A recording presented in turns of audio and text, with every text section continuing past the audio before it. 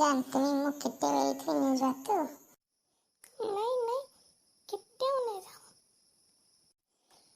তুমি স্কুটিত গ'লে স্কুটিত যাম, বাইকত গ'লে তোমাৰ লগত বাইকত যাম, খোজকাঢ়ি গ'লে খোজকাঢ়ি যাম, তুমি বাছত যোৱা মই বাছত যাম, তথাপি মই তোমাক কেতিয়াও এৰি থৈ নাযাওঁ। I love you so much. दिल के अरमां में बह गए। এই টিংকু, কি হ'ল তোৰ? এখন চাৰিওফালে দেখোন বটল চিগাৰেট কেইটা আধা খাই পেলাই দিছোঁ, কি হ'ল তোৰ? দোস্ত নকবি আৰু কিনো কম তোক মই, কিনো কম। কি হ'ল কচোন কি হ'ল?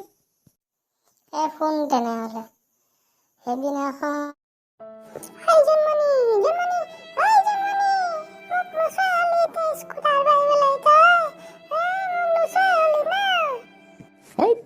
খবৰ যা তোক মই কি একবাৰ কৈছিলোঁ, মই কি তোৰ লগত খোজকাঢ়ি যাম দে, কি সঁচা বুলি ভাবিলি?